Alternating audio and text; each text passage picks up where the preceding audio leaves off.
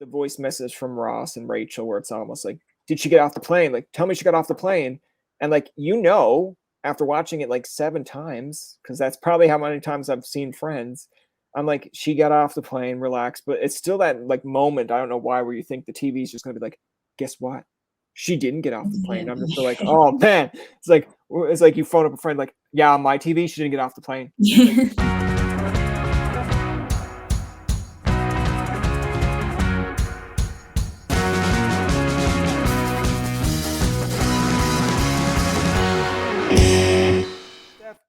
The very first question I want to ask you is like very tough, like very hard hitting. How are you doing today? How are you doing? How am I doing today? Yeah. I am doing great. Happy to be here. How are you doing? I'm doing okay. I just celebrated a 31st birthday. So, Oh, I amazing. mean, Happy yeah, birthday. I had John Stamos on for my 31st birthday. So like that's You're kidding. no, like I feel like that's a big deal. And I feel like people now are going to be like, really? That's how you're going to introduce this guest by talking about another one of the show? Like, dude, if you're like a kid from the 90s, you love Full House. Oh, If you I love don't, Full House. I'm concerned.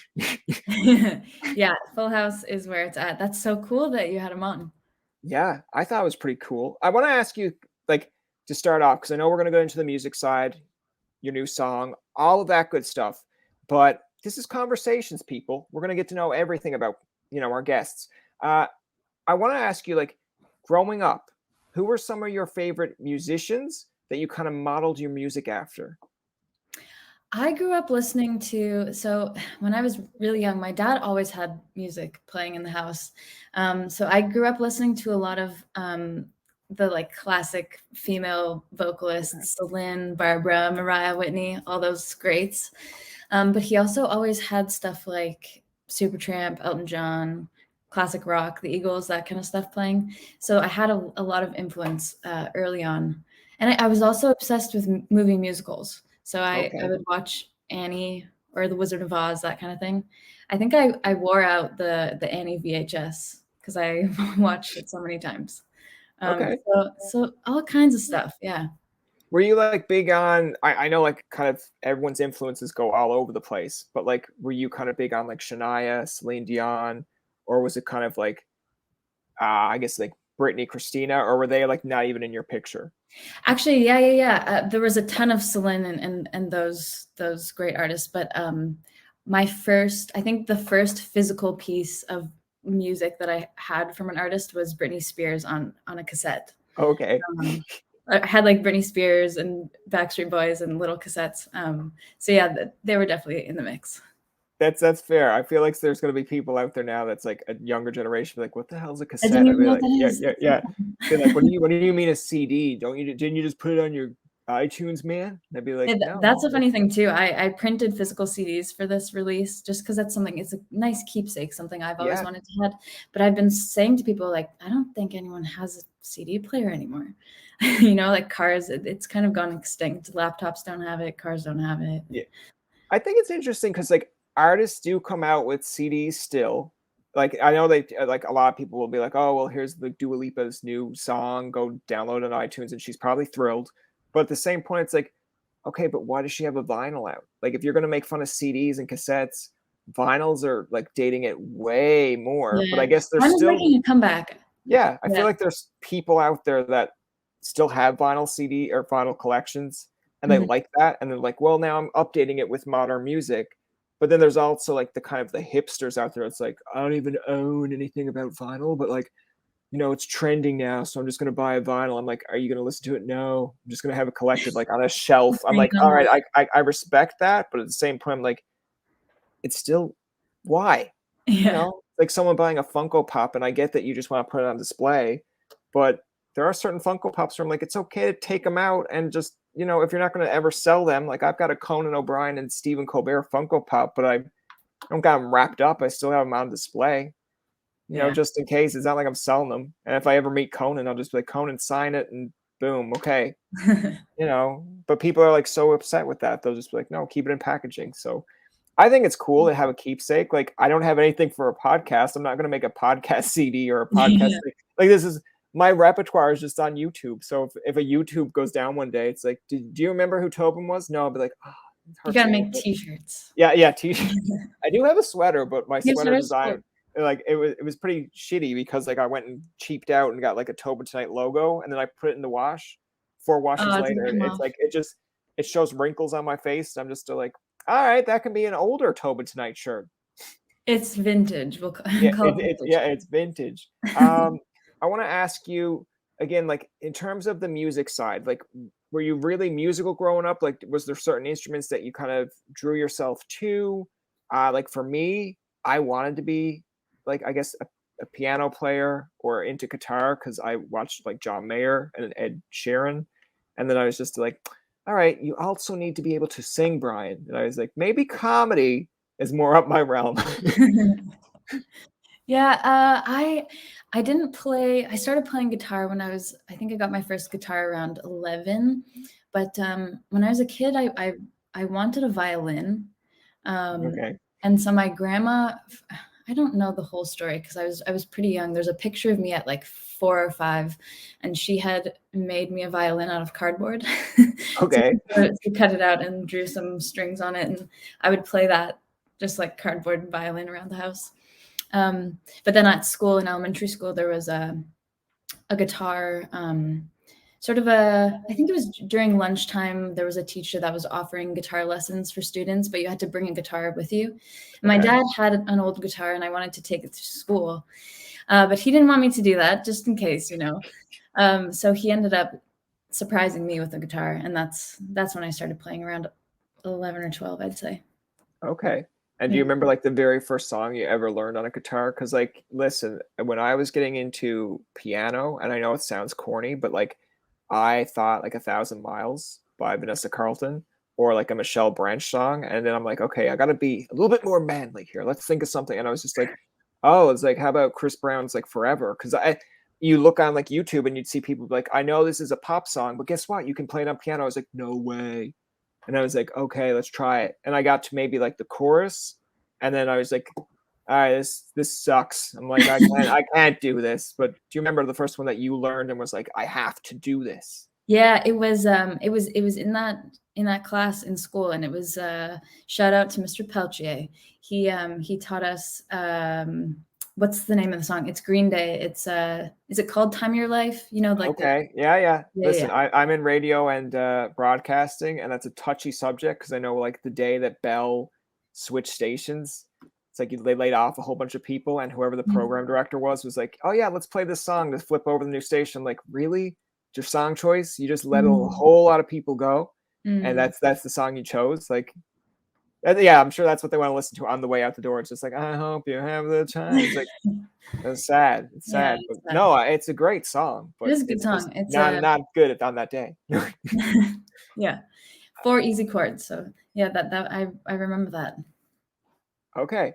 I think it's like for me, Green Day song that comes to mind, and I don't know if you've played this one, but when September, it's like Wake Me Up When September September ends. Ends. Oh yeah, Yeah. yeah, yeah. I like that one. Like when I was younger and I heard it on like Much Music for the first time, I used to change the channel because I was like, this is super sad. It And is. now, like when I'm older, I'm just still like, oh man, it's like I no longer go to Carlton. I no longer like interact with maybe people that you only interacted with at university, and you're like, oh, it's like it's sad because I know what the implement of what they probably wanted the song to be, but I'm just like, yeah, kind of when September ends in a university and it comes to fall, you don't have necessarily the warm weather anymore. It starts getting darker earlier. People go into hibernation mode. I'm just like, all right, this is not enjoyable. It's like Mhm. I can make it enjoyable, but all right, Green Day. I'm sure if I told them that, they'd be like, that's not what the song was, Tobin. So But you went to Carleton, right? I yeah, Are I you enjoyed. are you in Ottawa? Yeah, I am in Newfoundland now, Or you're in but Newfoundland? Okay, cool. yeah, like I only came back to Newfoundland during the pandemic, and because I felt like, oh, perfect time to come back, and then now I got stuck in Newfoundland because I found a job down here, and then I was like, okay, like that'll work, and then it's just like, yeah, you'll never come back to Ottawa. I'm like, oh, I'll make trips, don't worry. But Yeah. I liked for my time at Carleton, I did communications. I loved it. It's like a very kind of closed off university in the sense like when I went to University of Ottawa to kind of do the tour, I was like, man, I feel like I'm just downtown right next to Rideau, and it's Mhm. just weird. Like if I interact with someone that's 20 odd, I'm like, I don't know if you're a student here or if you skipped off your school and went to Rito. Where at Yeah. Carleton, I'm like, you kind of have to be here for a reason. There's no reason for you to be inside Carleton. Like, if you are inside Carleton and you're a 20 odd year old, I'm like, what are you doing here? Like, I Yeah, don't even go exactly. here. I'm like, well, you're lost. But like, can you explain a little bit of your educational background? Like, did you go to like a musical school? Did you go to Carleton or University of Ottawa? If you say U of Ottawa, this closes. No, I'm like, I did not. No, I did not. No, I so after high school, I was supposed to go to Sheridan College in okay, Oakville, for their theater prep program. So it's like a 1 year sort of intro program to all aspects of theater and that kind of thing. I had never applied. I had thought about applying for they have a proper musical theater program, but I never auditioned for it. And so that was sort of my plan. I went to Oakville and secured an apartment and was ready to do that. And then I auditioned for this reality show on CBC. It was called okay, Over the Rainbow. So it was a search for Dorothy, for Andrew Lloyd Webber's new production of The Wizard of Oz that was going to play in Toronto. okay, So that sort of went from, I guess, August to November. So I couldn't start school, and then I never ended up going. So that show kind of opened up doors, and then I ended up doing some private classes and training in Toronto, but I never did a proper post-secondary. okay. No, that's fine. Like, everyone's got their own kind of career path. Like, I just knew when I was like 16 and I had this like radio DJ set. I was like, oh man, it's like I like radio, I like television. This is what I want to do. And then at the time, I was like, well, you need a degree for that. Now today, if I knew at 16 what I know now, it's just like, oh, just create a YouTube channel and just go at it. And I'm just like, okay, but I still feel like to me there's some merit of having that in your back pocket of like, hey, he did actually do something at school for this. But I want to ask you because it's kind of getting into your acting side here. Like, was that also like a kind of a niche or a bug when you were younger? Like, I know you mentioned about the music side and your dad playing music, but like, was your mom the one that impacted your acting side where it's like, all right, dad has you in the shed and he's listening to like Shania and, Mariah. And then your mom's still like, get out of here. It's like, let's watch some Annie and let's watch some of these musicals. And you're like, stop tearing me apart, guys. That's funny. Yeah, no, I did watch a lot of movie musicals. My sister and I did community theater together when we were kids. And Annie was the first show that we did, actually. She played Annie, and we did that together. So yeah, and I was always in the school play and that kind of thing, and just had the bug, really. So Over the Rainbow sort of really opened up those doors and allowed me to get an agent and start sort of working professionally a little bit. And it's sort of mind-blowing to me how it all sort of fell into place, but here we are. Okay. No, I think it's interesting because, like, again, if you have like a career path and you want to go for it, but like, were there moments that you kind of thought, like, it sounds like you had like early success going on. Now, I say that, and you're probably like, shut the fuck up. It wasn't that way at all. But like, were there moments where you kind of had to either pick a lane to yourself? Did you ever think like, okay, I either got to do music or I could do acting? Or was it kind of like, well, I can do both with a musical? Yeah, exactly.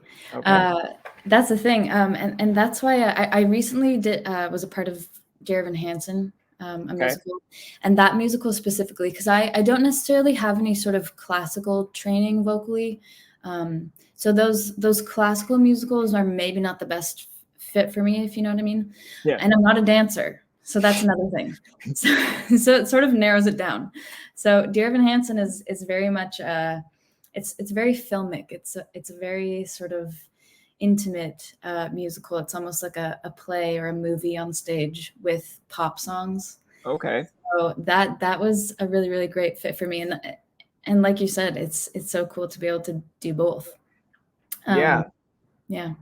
I think it's because like when I think of now, I can't say that I've seen all of them or like, but if someone says to me as a Newfoundlander, a musical that's like really big, I think from Come From Away, Enjoy. right? Yeah. Like, and then I think like, okay, I've never really seen it like in Broadway sense. There might be ones in like Toronto and whatnot, but like, I'm just like, I wonder how much dancing is involved in that. Like, because I feel like if I've you're gonna seen that one, yeah. yeah, like if you're gonna cast Newfoundlanders, I'm just like, and you don't ask them to like do a jig or dance, I'm just like, is that more insulting to the Newfoundlander, or is it more insulting that you ask them? And I really want to ask a Newfoundlander at some point where it's just like, are you insulted when they ask you to dance, or do you? And it's like, nah, love to dance, and I'd be like, okay, good. But Yeah, like, I feel like watching clips of that, I don't know if there's really that much dancing to it. So I feel like Come no. From Away has a little bit more of the message of 9/11, which I Mhm. think like that sounds like something that could be right up your alley.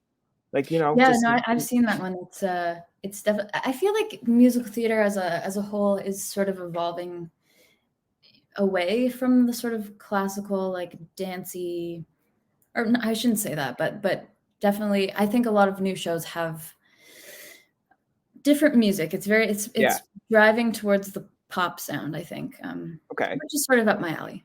When you were young, do you remember like the first kind of, I know you mentioned Danny, and I know like you mentioned the like obviously your latest projects, but do you ever look back at like your first ever role and you're like, man, I've grown, or do you be like, man, I haven't changed a bit? Well, I would say my first professional sort of like proper speaking role on a TV series was Heartland on Oh, CBC, nice. Okay.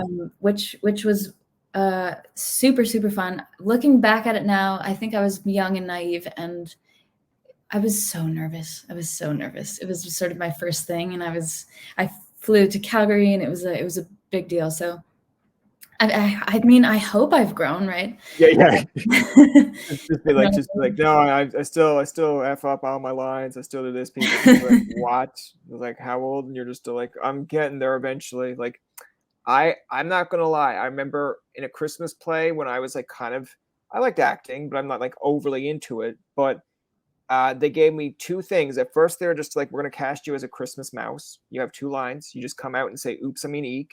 And I was like, I was like, done, easy, simple. And then they're like, okay, you like public speaking? I'm like, love public speaking. They're like, we're going to give you a monologue. And I was just like, okay. I was like, I'm not here for like 3 or 4 years. You're in like grade 5. And you're like, okay, like, I guess. It's like, how different can it be from speaking? And then it's like, yeah, except you're going to have like a lot of audience and there's going to be people in the background doing shit. And I was just like, oh, okay. Um, and then when the time came for me to do those lines, I could not be found because we were watching a Christmas movie. And the teacher had to come out 3 or 4 times and tell the crowd, please wait, he's coming. And I didn't know this. And then she eventually found me, or one of the students found me and was like, they're waiting for you. So I was thinking, oh, it's my time. It's the first, like, it's the scene before mine. No, I come out and she mics me up. She's like, get out there. We've Oh been no. waiting like 10 minutes. I was like, oh, I'm so sorry. She's like, your mic is on. And I was like, so it kind of scared me away from like, all right, Yeah. people don't like being waited on or like, staying a while and being like, this kid better be good. And if you don't, and if you're not good, they're just still like, we waited like 10 minutes for this guy. Like, at least with comedy, I feel if you do a stand up and it doesn't go well, you can leave being like, all right, like that wasn't the greatest. I can come back another time. But I mean, acting to me is almost like they hate you right off the bat. It's like they hate you. you're dead in the water. Comedy, you can at least rebound where it's like You can his redeem first yourself special a wasn't little bit great. more. Yeah, it's Yeah. like his first special wasn't great, but I'll give him another chance. With acting, can you imagine going to see like a Tom Hanks movie now and like it just bombs and you're like, He all remakes right, it. yeah, yeah. It's like, all right, he's done. I'm never going to see a Tom Hanks movie again. It's like, really? That's how you feel? I'm like, I guess. But Yeah. I want to Did you ask do a you. lot of stand-up? I did. Okay, so I did one stand up in Ottawa, and it was at I think it was a Yuck Yucks. I could be Hmm. wrong on that. It could no, actually, you know what? It wasn't a Yuck Yucks. It was like a pancake house. Because at my mind, at again being young and naive, I thought I'm going to do a pancake house. They're going to be happy because they're going to have pancakes anyway. And I'm just going to be in the background doing jokes. And if I bomb, at least they can't go and be like, that was shit. They could be like, we had pancakes. We didn't really expect a comedy. Get Yeah. whoopee. And then I talked to one of my comedy friends afterwards, and he's just like, no, you're better off going to an Absolute or Yuck Yucks because they want comedy. What you did was you interfered with people eating pancakes, and they're mad because they wanted to talk about how good the pancakes are and they had to listen to your ass. And I was just like, all right. So Fair enough. yeah, it was okay, but in my mind, I always think the worst. So when I took the bus ride home, and there's people that left that pancake place, I was just like, oh. It's like they're gonna like come over and laugh at me or talk to me because I'm in my own little world. Nobody said nothing. I was just like, okay, that means I'm either really shit or they could care less. And I was just like, I'm just going to assume they care less. But I don't know. Halsey has a thing on Instagram, which I always see, where it's like, you're the star. You think you're like the star in your own movie, but you're Yeah. not. Like, it's like you're just one little, and I'm just like, all right, that's kind of emotionally damaging. But sometimes it's nice to be like, you know what? You're right. I'm not the star in Peter's world. And Peter's just like, yeah, I went to a pancake house and saw this guy do stand up. He wasn't the greatest, but pancakes were okay. I'm like, cool. Yeah. All right. So it's all good. It's all Uh, good. do you remember, like, I know we kind of talked about the acting side. Let's get back into your musical side. Um, let's talk a little bit about your new song, your new album. Like, what can people expect when this song comes out, essentially? Yeah, so this album, it's been a couple years in the making. Just some of the songs I've sort of had in my back pocket for a while, and the universe had its plans, and timing was never right to record or release them. So I'm very excited that the world gets to hear them soon. But basically, I sort of the album sort of chronologically follows someone coming out of a bad relationship, getting into a new one, that kind of thing. Classic breakup songs, love songs, you know. Okay.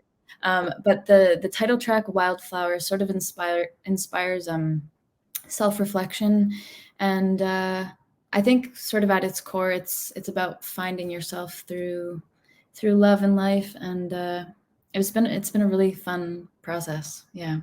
Okay. So like I'm interested in the timing aspect because you mentioned about a couple of years of like, picking the release time. Now, essentially I know the pandemic probably was like a factor where it's like, okay, I'm not going to release something in a pandemic when, people, because there's a bitter, I guess it's bittersweet because some people are like, yes, I'm dying to hear new music because I'm locked in, and yeah, I'll definitely go down and listen to your music because there's nothing else to do.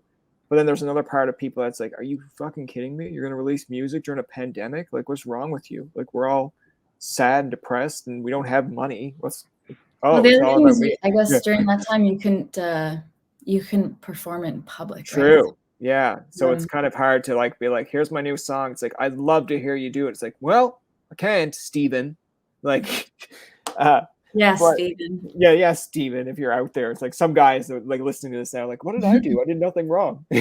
uh, but like, tell me a little bit of like other factors that contribute to that. Cause I mean, I know you mentioned about the highs and lows of relationships is all kind of intertwined in this album, but like, was it based on personal experiences? Was it based on like, again, in a culture that we live in society with your friends, you're kind of like, you know what? I haven't gone through that, but I've seen this person go through it. I'm going to write a song about it. So, Yeah, some of the okay. songs are a couple years old, and I'd say that I sort of draw inspiration from all kinds of things, whether it be personal or, like you said, somebody in a friend circle, or even watching movies and that kind of thing, and sort of Yeah. drawing off that stuff. Um, so yeah, it's sort of a compilation of things, I'd say. Yeah. Okay. That's fair. I mean, I always think of when I do like when I see a TV show or watch a movie and I'm just kind of like envisioning like, oh, it's like that probably doesn't happen in real life. And then sometimes it does. And then sometimes it's like, I don't know, like there are times in movies that you kind of have to romanticize a little bit about them where my go-to example is almost like when you watch Boy Meets World or Friends and like the classic one of like, you know, the voice message from Ross and Rachel where it's almost like, did she get off the plane? Like, tell me she got off the plane.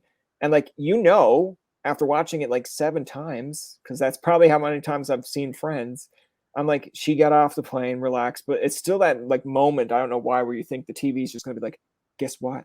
She didn't get off the plane. I'm just like, oh man. It's like you phone up a friend, like, yeah, on my TV, she didn't get off the plane. Like, did she get off the plane on your end of the TV? Oh, she did? Okay, well on my side she didn't. And Ross is like breaking down crying.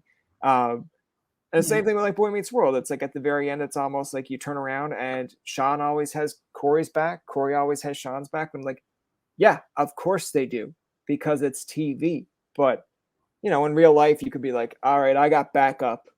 It's like my backup's in Philly, and then somehow he's there the next minute. I'm just like, how'd you know I was here? It's like, I always got Movie your back. magic. Yeah, I always got your back. It's like, Yeah, but seriously, to go from Philly to Newfoundland, the Yeah. long distance, how did you get here? It's like, yeah, well, actually, I knew 3 days in advance. Your mom told me that you were in trouble and blah blah blah. I'd be like, oh, okay, that put that into the story so it makes it more realistic. But Yeah. Yeah. I mean, it's all experience. But I want to ask you, like, Yeah. are there certain songs in this album? I know you mentioned Wildflower, but are there other ones that you kind of are excited to perform for the first time, or like see what the audience's general reaction is? Because I can imagine when Alanis Morissette came out with like, her first song and like, You Oughta Know or something like that, there are people like, whoa, easy Alanis. And then there's other people like, yeah, you damn well you oughta know. But there's an audience out there that's like, all right, easy lady. But are there ones on your album there that you're kind of like, oh, I'd love to see what people react to this like? Well, hmm. So the first song on the album is called No Sleep Tonight, and that one I've actually been playing live for a couple Okay. years, sort of acoustic or wherever. And so I'm excited for people to hear it produced because Okay. we've got some cello in there, some piano.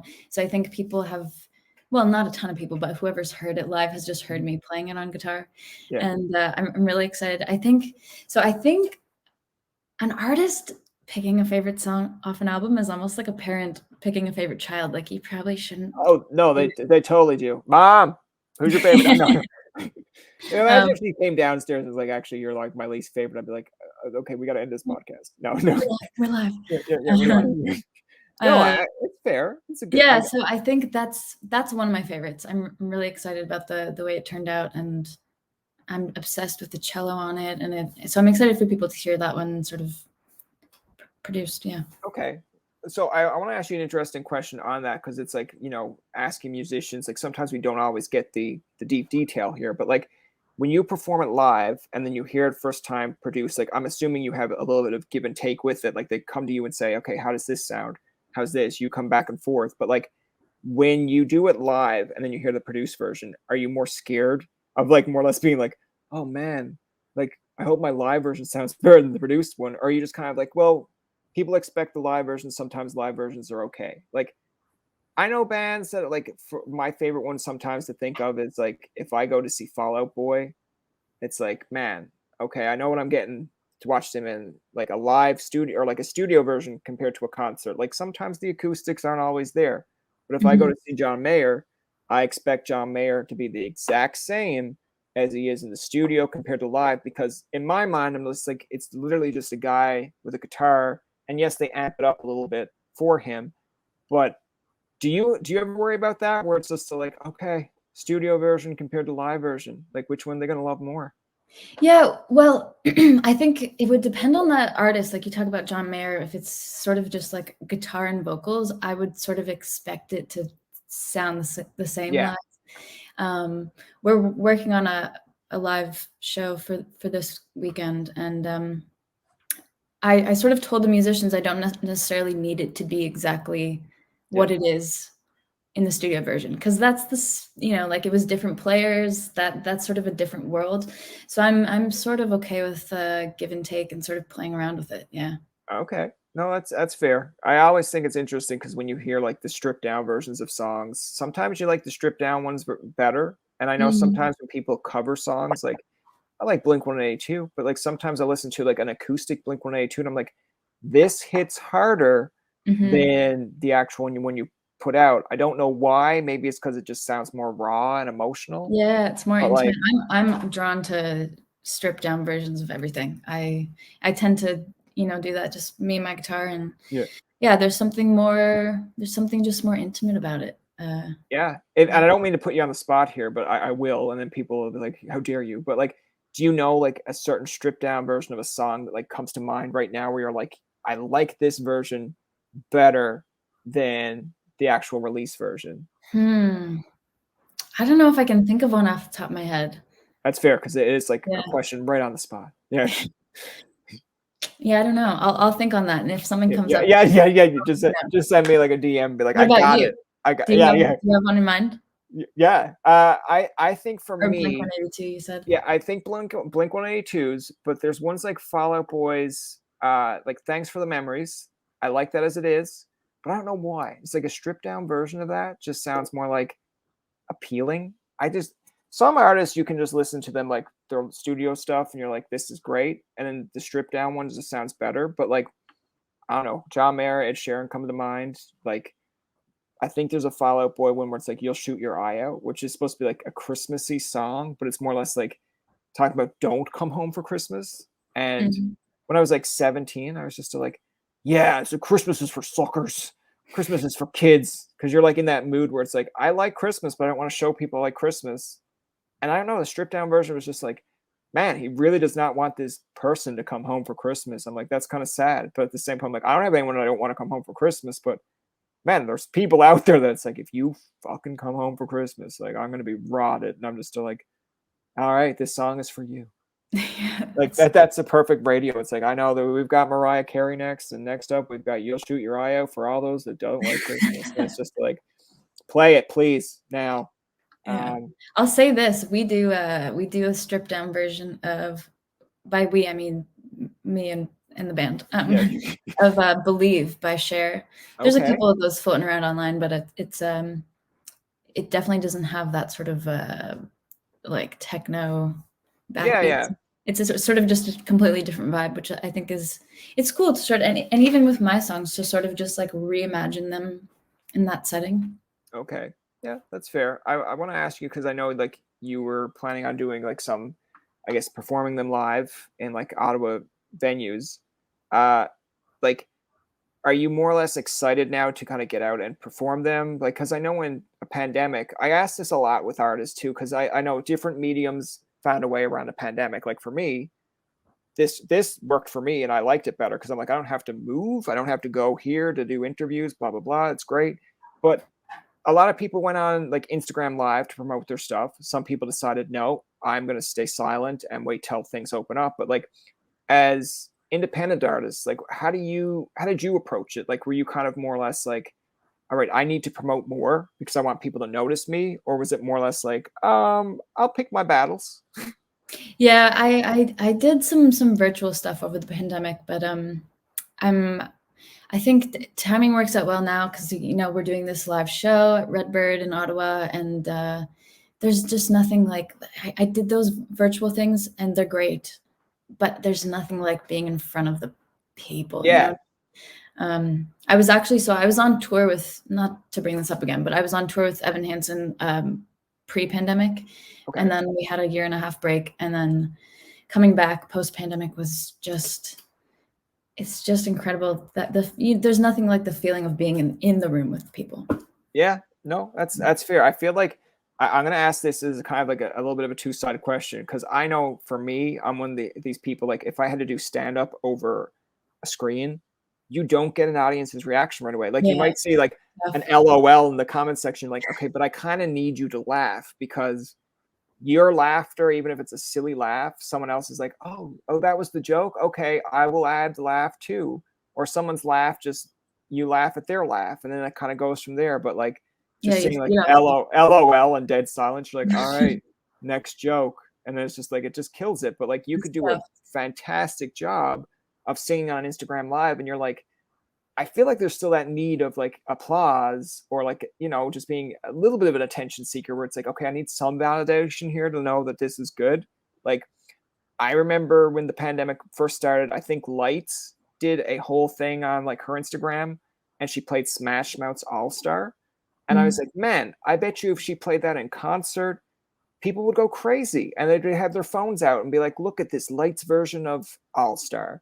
But because it was just on Instagram, it was like she killed it, but like it was kind of like right. And then you'd see Yeah. comments of like so good, blah blah blah, and I'm like that I like because it's more interactive, and she sees people that could be like 20 rows back in her show, and then they'd be yelling out, "This is so good," and she wouldn't hear it, but now she can Mhm. see it in real time.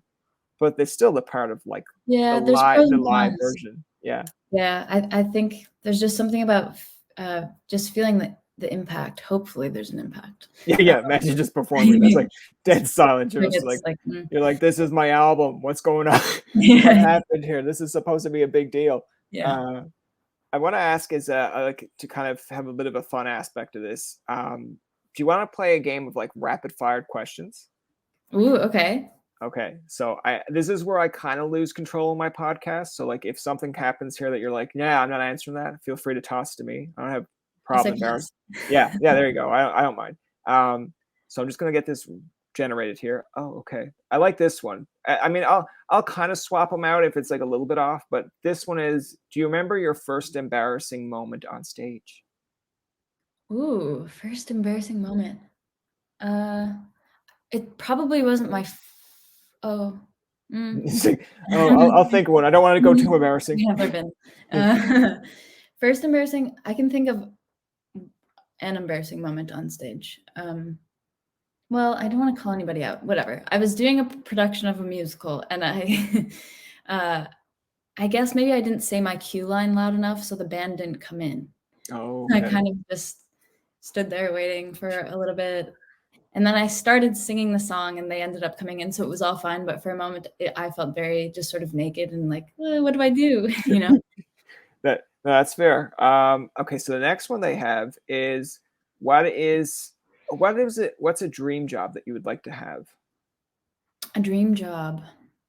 A dream job. I'm gonna circle back to the musical thing again, and Okay, I would love to be in Waitress. I don't know if you're familiar with it. Sarah okay, Bareilles wrote the music. It's okay, incredible. So that's on my list for sure. okay. All right. So what is a recent dream or nightmare that you once or like have recently experienced? Ooh, I have a lot of crazy dreams. I just had a sort of spooky dream the other night that my aunt and I went to this Airbnb that was in the middle of nowhere. And then we ended up going into town to see a concert or something happened in town. And then we realized that we had no way of getting back to the Airbnb. Okay. We were stranded, that kind of thing. That was a couple nights ago. Very weird. Yeah, that's I always wonder like what kind of causes those dreams because I mean, What do they I mean? yeah, like I've had dreams where someone's like, yeah, if you dream about a person, that means they're thinking of you. I'm just like, okay, it's Aren't like, I thinking of yeah, them? yeah, like that's how it goes. Like, listen, that maybe works when you're like 5 or 6, and you're like, yeah, I dreamt about this girl in school, and they'd be like, okay, that probably means you're thinking. I'm like, oh, that's sweet, but it's like if you dream about Rihanna or Britney Spears, I highly doubt that they're like some guy in Newfoundland came in my dreams or something, and you're just like, Yeah. why? It's like, I don't know. It's like I just had this weird dream that he was there. Don't they say something about dreams where you can only see faces of people not people you know, but faces you've seen before, like, you can't Oh, create a you know face what? I or something? feel like that's like I feel that sometimes that's like bullshit because there's times where it's like I see someone's and it's people are gonna call me crazy, but there are times that I'll have a dream like 3 years ago and I'd be like, I'll hear a voice, kind of see a blurred face, and then 3 years later, if I'm at like Carlton for like the first time, I don't know anyone here, but I hear like, "Hey, did you get that assignment done?" I'm like, "Where did I hear that before?" It's like a And then déjà vu. yeah, and then Yeah. I'm just still like, I always want to go up to them and be like, "You left it at home," and then they're like, "How do you know?" I'd be like, "Don't ask. 3 years ago," and they'd be like, "You're weird. Get away from me." I'm like, "Shut up. I'm not weird." Special powers. Yeah. It's like, but they're useless. Like, it's not like I'm protecting the world. I'm just helping Jack with a goddamn assignment that he just forgot at home. It's like, Brian, we really need help in this category over here. I'm just like, well, I helped Jack get his paper done. Does that count for anything? Like, all right. Um, the other next random one here is like, oh, what's your favorite sour candy? Ooh, sour candy. I'd say fuzzy peaches. Fuzzy peaches. Okay. I'm more of a Or I like no, can I take that back? go What did for it. you say, sorry? I was gonna say sour keys. Like I literally have Oh, yeah, a yeah. bowl of sour keys on the side here. Amazing. I'm gonna take that back, say sour watermelon. So okay, that's yeah, I can dig a sour watermelon. Like, anything sour to me is good. If someone came up with something sweet, it's just I don't know. I just don't like sweet stuff. It has to be somewhat of a sour taste. And people are like, maybe because you're a sour person. I'm like, okay, that's hurtful. Um, so the other random one we have here is okay. If you could perform anywhere in the world, where would it be, and who would you have on your like list of like artists that you'd want to perform with? Ooh, anywhere in the world. It's like my Well, backyard because I'm lazy. um, let's go huge. Wembley Stadium. Oh, okay. Um, who would I have there? I mentioned Sarah Bareilles from Waitress, she's probably one of my biggest inspirations. I really admire her as a person. From what I can tell, I don't know her, but Yeah. and I admire her career, and I think she's an incredible vocalist and probably one of the best songwriters of our time. So she's definitely on the list. You know who else I'd really love to collaborate with is Jim Cuddy, Blue Rodeo. Okay. Yeah. I love his voice, and sort of sing along and harmonize to their stuff all the time. So that'd be really cool. Yeah. I mean, I feel like that's not like a very That's not too far-fetched. That could no, happen. exactly. I We can feel make like you that can just reach out to Jim Cuddy and be like, "Hey, I'm an Ottawa artist. I've got a few songs out here." It's like, like I'm sure he'd probably be like, "Send them to me," and then he'd happen. either be like, "You know what? Next time we're in Ottawa, sure, you can open for me." Like, I don't Yeah, feel like that's hard. I we don't can feel make like that that's a happen. long. Yeah. Yeah. What are you doing? I've met him before. I don't think he'll remember, but yeah, I should reach out. You're right. Do it, and then just know if it happens, just send me a message, be like, "Tobin, took your advice." I'm like, "It wasn't really advice; it was a random question, but you took the random Yeah, question advice, and sure, it worked out." You gotta go big or go home, you know. you're right. You're right. Uh, or in this case, go Canadian or go home. The last random one I want to ask you is this one's not like overly complex, I guess, but it says like, hold on, let me see. Okay, there it is. Do you remember like a favorite birthday gift that you received, and why was it your favorite? Ooh, favorite birthday gift. Hmm, I'm not big on birthdays. Maybe All right, don't throw Stephanie a no. birthday. This is God. gonna be this is the one where I'm gonna have to say I don't even know. Birthday gift. Oh man. Uh, you stumped me a little bit. I That's fair. Like if you I'll want, try to avoid my birthday, so I can give you time, and I'll tell you yeah. mine. Yeah, you tell me mine. You tell me Okay. Yeah, mine. you You do. tell me Okay, sure, fine. I'll tell you what you did. No, yours. my I think favorite one that I've got for my birthday is like most years I get like an NHL game when I was younger, or like a wrestling game. But I think for my birthday one year they gave me like a radio thing that you can kind of you just pick up a random station on your CD or on the radio that's like just pure static. You'd plug in this radio thing. Yeah, you could play CDs off it too, but you can put your voice on and this random static and you'd hear yourself. And I found like I was like, oh, this is cool. I'm actually on the radio. I'm not on the radio. It's just on my own radio. But then I would go downstairs, and this is where like my trust issues began. Was I'd go downstairs and I'd be like, "Did you guys hear me on the radio?" I'd be like, "Yeah, you sound so good." And then I was just like, "Oh, they heard me." And then like later, I'm like, "No, they didn't. It's only on my radio they can hear me. Why would they lie to me like that?" Aw, They're probably just what a like, cute "Brian's gift though. That yeah, inspired yeah." your It's like whole career. Brian's busy upstairs. Leave him be. We don't want him downstairs. I'd be like, "Thank you guys. You're so nice." But yeah, do you have one that comes in to mind? I'm thinking now, you know Harriet the Spy? Do you know that movie? Okay, yeah. Yeah, so I wanna say it was a birthday gift. I'm not entirely sure, but for this purpose, we'll say that it was. Okay, yeah, sure. I got this little, like I wanted to be a spy like her. So I took my dad's tool belt and I filled it with, like, a notepad and a pen and a magnifying glass or something, and I would sort of go around the house and, like, spy on people and write things down. But I got this kit that had this magic marker, so Okay. you could write stuff, but it wasn't visible Oh, unless you yeah. Yeah, put no, a I know light those. sheet Yeah, or something like that. yeah. Yeah, so that was really cool. You can just imagine like you were like the worst spy in the world, where it's just like, "I see you," and, it's I like, "Here." had Yeah. it's in my parents' basement, there's a notebook, and it's literally me saying, "I walked into the living room, and my dad was watching TV." Yeah, yeah. Just so mundane, like, It's just my like, sister these was notes in don't her help bedroom. us, Steph. These notes are not Yeah. very helpful.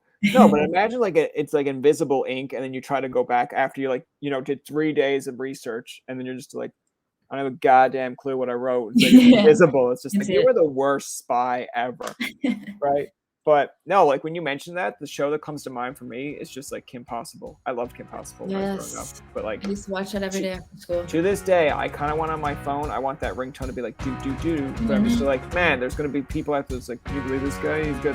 I'm just like, shut up, you knew it. But don't make fun of me. You knew it, so what does that say about you? That's going to do it for this episode of Tobin Tonight.